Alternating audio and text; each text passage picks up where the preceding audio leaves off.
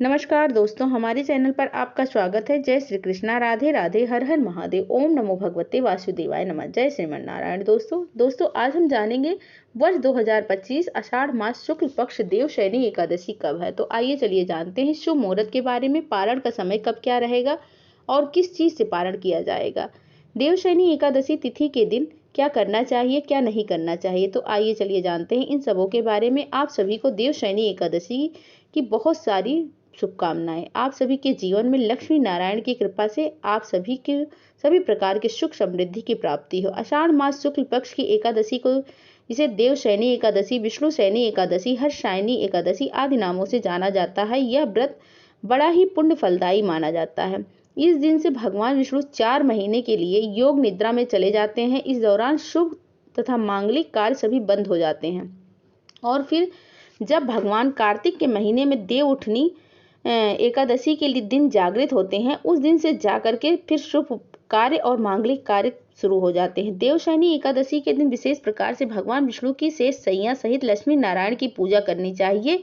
इस व्रत को करने वाले कभी भी कष्ट नहीं पाता है। इसे धारण करने से अभिजीत वरदान की प्राप्ति होती है। लक्ष्मी नारायण भगवान इससे अति संतुष्ट होते हैं। यह व्रत सभी प्रकार के पाप और ताप को नष्ट करने वाली है। प्रत्येक माह के कृष्ण पक्ष और शुक्ल पक्ष की एकादशी तिथि के दिन एकादशी के व्रत धारण किया जाता है। इसे एकादशी या 11 व्रत के नाम से भी जाना जाता है। यह व्रत सभी प्रकार के पाप और ताप को नष्ट करने वाला है। देवशयनी एकादशी के दिन विशेष प्रकार से सोना, चांदी, तांबा, पीतल की मूर्ति बनवा के यथा उपलब्ध उपचारों से भगवान का पूजन करना चाहिए और पीताम्बर से विभूषित करके सफेद चादर से ढके हुए गद्दे, तकिए वाले पलंग पर शयन कराना चाहिए। इस अवसर पर 4 महीने के लिए अपनी रुचि अथवा अभीष्ट की सिद्धि के लिए नित्य व्यवहार के पदार्थों को त्याग और ग्रहण करना चाहिए। जैसे कि मधुर स्वर्ग प्राप्ति के लिए गुड़ का त्याग करना चाहिए। दीर्घायु अथवा पुत्र पौत्रादि की प्राप्ति के लिए 4 महीनों तक के तेल का त्याग कर देना चाहिए। शत्रुनाश के लिए कड़वे तेल का, सौभाग्य के लिए मीठे तेल का और स्वर्ग प्राप्ति के लिए पुष्पादि का त्याग करना चाहिए। यदि इन 4 महीनों में दूसरे के दिए हुए भक्ष भोजन आदि सभी पदार्थों का भक्षण करने का त्याग करना चाहिए और उपयुक्त 4 व्रतों में जो बन सके उसको ग्रहण करें तो महाफल की प्राप्ति होती है। चतुर्मासी व्रत धारण करने वालों को, जो कि 4 महीने तक के चतुर्मास व्रत धारण करते हैं, उनके लिए खास करके देवशयनी चतुर्मास व्रतों में पलंग पर सोना, भरिया का संग करना और मिथ्या यानी कि झूठ बोलना, मांस, शहद और दूसरों के दिए हुए दही भात आदि का भोजन करना और मूली, पटोल एवं बैगन आदि शाक पत्र का खाना नहीं चाहिए। रामाचरण चंद्रिका में भगवान की मूर्ति को रथ पर चढ़ाकर घंटा आदि बाजों के ऊंचाई आवाज के सहित जलाशय में जाकर के जल में शयन कराने का विधान बतलाया गया है। आषाढ़ मास शुक्ल पक्ष की एकादशी तिथि प्रारंभ हो रही है।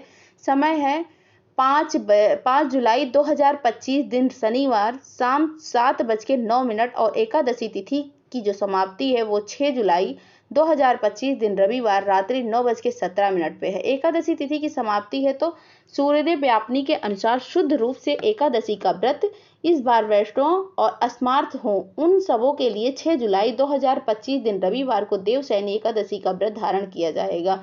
5 जुलाई को देवशयनी दिन के नियम का पालन किया जाएगा।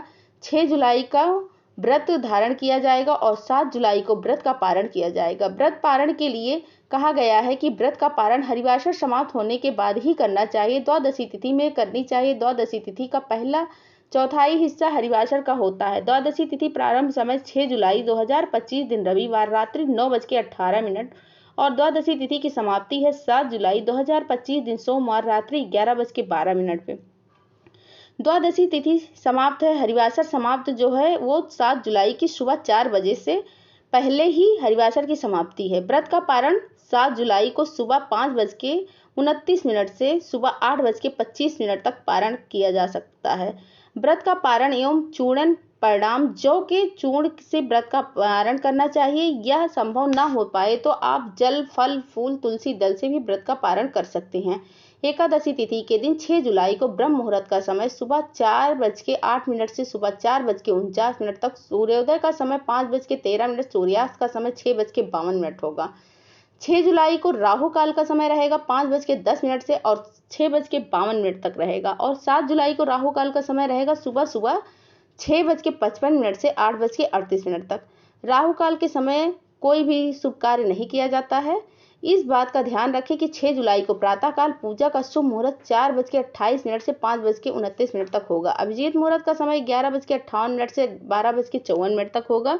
विजय मुहूर्त का समय रहेगा 2:45 दोपहर 3:40 तक होगा। अमृत काल का समय रहेगा 12:51 से दोपहर 2:38 तक रहेगा। गोधूली मुहूर्त का समय रहेगा 7:21 से 7:52 तक होगा। और संध्या का पूजा काल का समय रहेगा 7:23 से रात्रि 8:23 तक होगा। नक्षत्र जो कि विशाखा नक्षत्र होगा 10:42 तक, उसका अनुराधा नक्षत्र योग होगा और रात्रि 9:27 तक उसके आगे शुभ योग होगा।